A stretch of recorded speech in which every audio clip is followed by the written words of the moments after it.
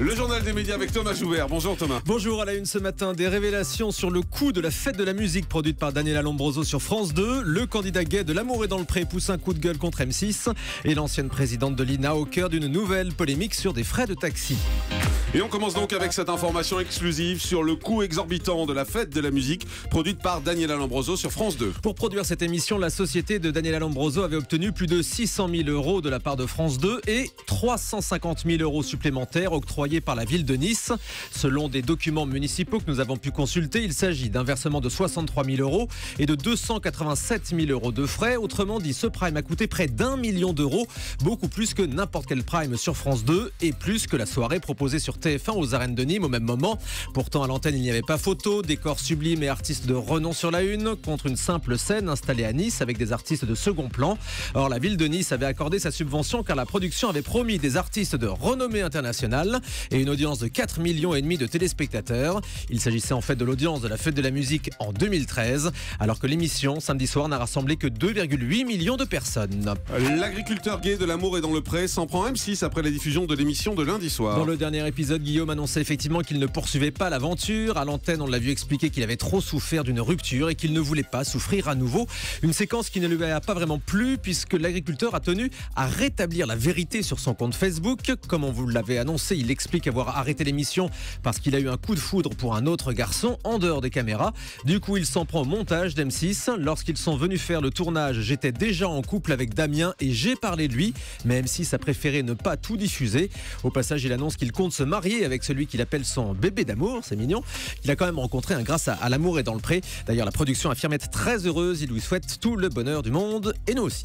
TMC lance ce soir un nouveau concours de danse. Ça s'appelle Got to Dance, le meilleur danseur, présenté par Sandrine Cormand. Les candidats se présenteront devant un jury pour présenter tous les styles de danse, rock, tango, salsa, country et même danse folklorique, comme l'explique l'une des membres du jury, Mia Fry, au micro européen de Romembre.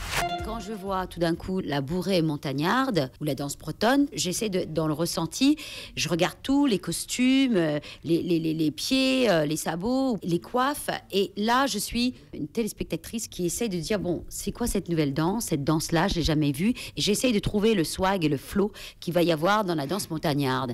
Et je peux vous assurer, pour moi, il y en avait. Évidemment, j'aurais peut-être mis cette danse pour essayer justement de faire un côté plus wild et transposer la danse montagnarde sur de l'électro. Et à ce moment-là, ça aurait donné un truc hyper pointu et space. Et là, on dit, voilà, la scène française, c'est autre chose. Alors, Julie, vous pouvez me résumer en quelques mots ce que vient de dire Mia Fry? Space, je sais pas quoi. Le swag, le swag. Le wild. Maïtena Biraben ne veut plus être le joker d'Antoine Decaune au Grand Journal. Depuis 2 saisons, l'animatrice du supplément tous les dimanches sur Canal remplaçait Antoine Decaune pendant ses rares absences. Mais interrogée hier sur France Inter, Maïtena Biraben a été très cash. Elle ne veut plus être joker du Grand Journal. Je n'y tiens pas, je suis très bien là où je suis. Après l'immobilier, la télé et le théâtre, Stéphane Plaza va se lancer dans le cinéma. Oui, c'est décidément tout faire ce garçon. L'animateur d'M6 a confié à Télé 7 jours qu'il avait donné son accord de principe pour tourner dans un film. Le projet s'appelle La Nuit des Voyous et pourrait réunir Jean-Paul Belmondo et Gérard Depardieu, rien que ça.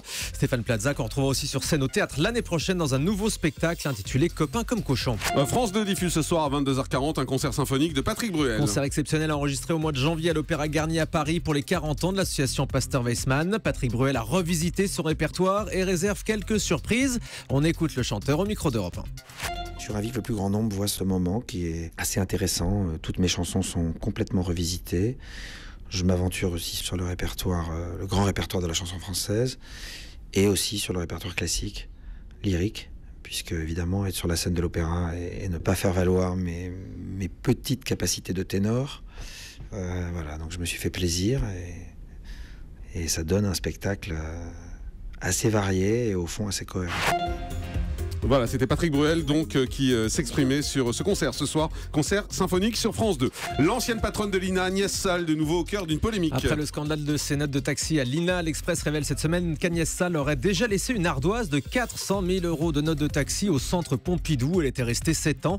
On parle de 156 € par jour en moyenne en frais de taxi. Interrogé par Le Figaro, le centre Pompidou affirme que ce chiffre est faux et qu'il serait bien en dessous. Agnès Salle fait actuellement l'objet d'une enquête du parquet de Créteil à propos de tous ses frais de taxi. Et puis Martin Bouygues évoque pour la première fois l'erreur de l'AFP qui avait annoncé sa mort, vous vous en souvenez, au mois de mars dernier. L'agence France Presse avait publié une dépêche annonçant la mort du président du groupe Bouygues alors qu'il était parfaitement en vie. Ce matin sur RTL. Parfaitement en vie, c'est une belle expression.